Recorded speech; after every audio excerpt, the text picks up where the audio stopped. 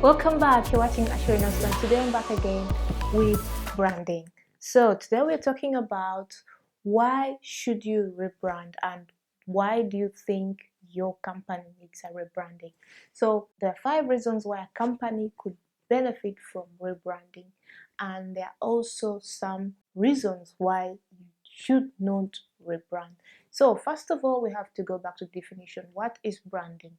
Now, branding to me and to so many other people is the perception of what your companies think about you, is your reputation. What is the reputation of your company or you as a person if you have a personal brand? So what do people think about you?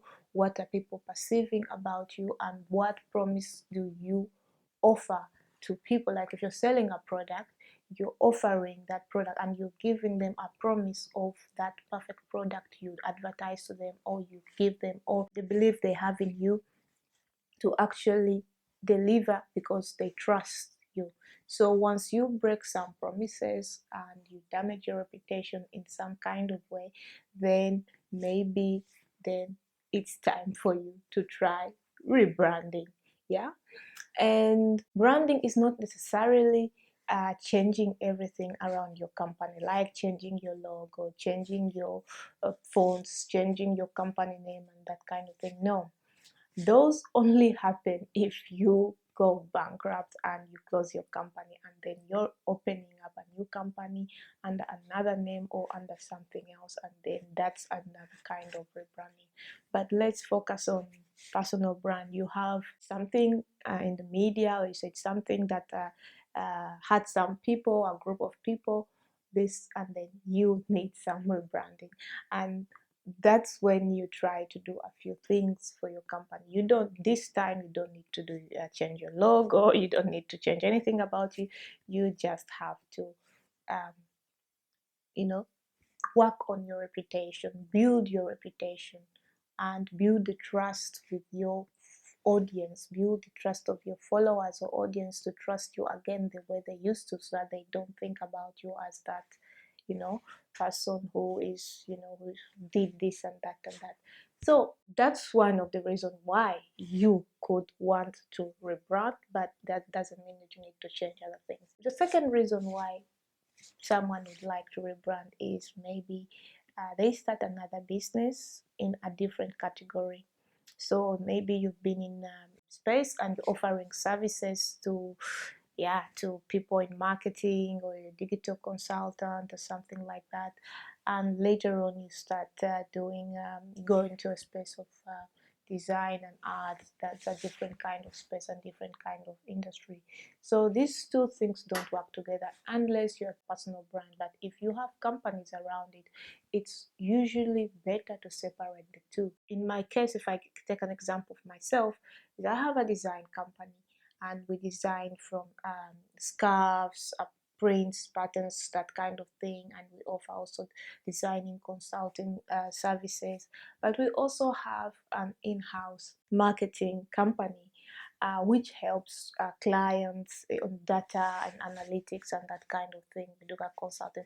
These two companies are separate, so but I do both of those things. It doesn't mean because I do this I'm not good at this. I have skills and I have a team of people who also support me in both of those fields. So thing is, I have to separate the two because these two industries are apart, although they can coincide. Yeah, but that's when you have to consider, and this is when you have to separate in, like, okay, let me brand, let me separate the logo, let me make a company page, let me make a new this, maybe a new website. Because imagine people go on a design website, a fashion website, and then they find models and this, and then they're looking for marketing tips and courses, and they go to the same website and they find the same thing. They'll be confused. So you have to separate the two. Although it's cheaper to keep the two together, but it's easier to separate them so that you don't confuse people. Although maybe building a new website may be a little bit expensive. If you know what your services are, you can just use a simple landing page. If you know how to build one, build yourself a landing page. That won't confuse people. That when people come for that service, they just see that page and not everything else on their website. So that's also another option you can consider, but also make it separate. Third reason why you would consider rebranding is if you feel like the brand you created in the beginning is not where you're heading to, and you're evolving, and if you evolve from like creating products to going into consultation, you can consider rebranding. You can change your name if you want, or the name of your company, if you feel that it suits those clients. And the market decides. If your clients feel confused and you feel like you'll get more clients by doing that, then you can do it. But most of the time you don't have to rebrand when you're a personal brand, or if you're already a brand and people know you in that space. You just have to create awareness. So that's also one of the reasons why sometimes rebranding is necessary, or it's a necessity. So you have to weigh the options. So the fifth reason why you should rebrand is, it's not actually you should rebrand, it's maybe your logo, artwork, whatever you have, or whatever representations you have are out of date, and you feel like you need a something fresh, something modern. Maybe the logo you last designed was 20 years ago, and blah blah, and the fonts and stationery, and you want a new fresh look. Then you can consider rebranding, just the artwork and that kind of thing. But this is not necessarily branding, or rebranding. It's just like giving, putting a few touches on the look of what people perceive you to be, but it doesn't really change what people think about you. These are only symbols that represent you in a certain way, and these symbols are just maybe 10% of what you offer and what people expect of you. But if you feel that these are very important for you, and you feel branding is through these visuals and what it's not that. I feel, as an entrepreneur, as someone who gives advice on branding, and someone who thinks about what companies perceive, it's all about perception of you.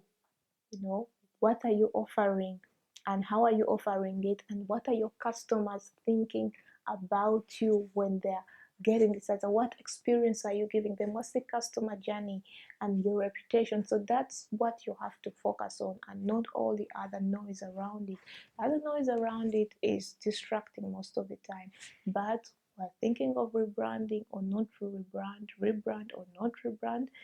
It's all up to you. But if you listen to last 5 reasons I've given why you should, or maybe you should not rebrand, and the reasons why you should, then you can weigh and see rebrand or no rebranding necessary for you, company or your personal brand.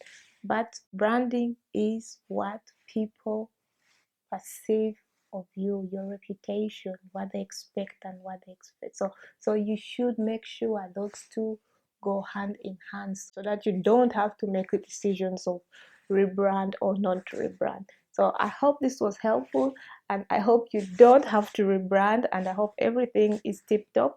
And if you need any advice on that, you can go in the comment section below or in the description link below and find more sources for more information on branding or not to rebrand on here. And keep on watching my videos. If you're new here, thanks for watching. If you're a returning subscriber, thanks for the support, and consider subscribing if you're new. Like this video, comment, and see you soon. Bye.